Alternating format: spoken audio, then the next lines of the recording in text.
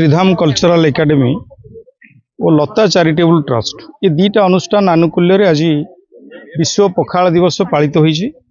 आज मते एठी अतिथि भाव आमंत्रित करिथिबारु दुईटी अनुष्ठान को साधुवाद जनाऊछि। आज एक स्मरणीय दिन ये एभली एक विश्व पखाल दिवस रे ये समस्त विज्ञ व्यक्तित्व और प्रतिभावान व्यक्तित्व को एकाठी करी गोटे प्राकृतिक सौंदर्य भितर बालीगुआलीर एटी समुद्र कूल आमे एकत्रित होइथिबारु वास्तव में ये भारी उपभोग्य। मु यही वार्ता दबाकू चाहूँगी एभली स्मरणीय दिन में ये पखाल होची महाप्रभु कोटि ओडियार प्राणकेन्द्र जगन्नाथ महाप्रभुंकर ये होची प्रिय खाद्य। से पखाल रे घी पकई खाते जहाँ भी हो ये पखाल गोटे इम्यूनिटी बुस्टर। साधारण लोक असाधारण लोक समस्ते ये पखाल जो मैंने खाई सी जानी महात्मा केमती आ केते शांति ता भितर एते केते इम्यूनिटी बूस्ट करा जाए। आपण इंटर कोविड भितर देखिए डॉक्टर माने सब फिजिशियन माने प्रेस्क्राइब कले पखालटा हूँ बेस्ट इम्यूनाइजर। तेणु ये एक scientifically health point of view आमर कल्चरल ये सब संपर्कित होता फल आज एक दिवस स्मरणीय दिवस। तेणु आम समस्त आनंद उल्लास पालन करुचु। दुईटा अनुष्ठान आयोजन कर सफल भाव आयोजन कर साधुवाद जनाऊँगी। आशा करुच्ची समस्त ओडियावासी ये पखाल को जमी आदर करी विश्व दरबार प्रयत्नशील हेले।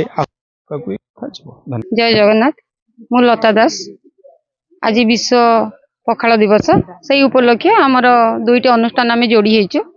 आ भितर आमर सब मेंबर माने अछंती। पखाल दिवस तो विश्व रे सब पालित हुए। तेणुक ये जिनसटा को आम आयोजन करी सब सांगसाथी की धरी ए दिवसटी आज पालन करूँ। हाँ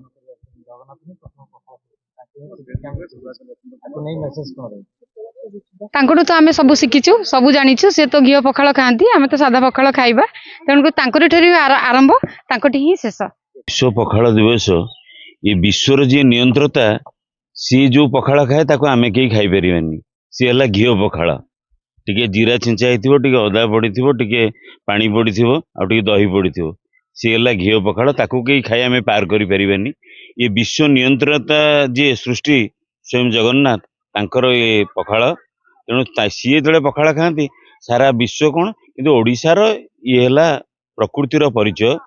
गोटे बिलरे गोटे कृषक जदि काम करे ता हांडी रे टिके पखाल टिके माछ भजा थिबो।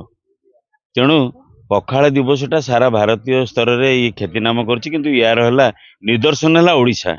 ओडिशा माटी ये जन्म। तेणु पखाल दिवस बोली कहले आम ओडिशा माटी को चिन्हिबा, आम माँ को चिन्हिबा, आम माटी माँ को भी चिन्हिबा। यह ही पखाल दिवसर सारमर्म। याठू भाया बड़ जिनस किछि नाही। सेइथिपई मु गोटे कथा श्रीधाम कल्चर रे कहली अप्रयोजन प्रीतिजार गोविंद अधीन तार। जो प्रीति प्रेम रे कौनसी स्वार्थ न थाए ओडिया भागवतर कथा सेठी गोविंद आपे आपे पखाल दिवस रे पहुंची जाती। से ही पखाल दिवस हो जाए। जय जगन्नाथ।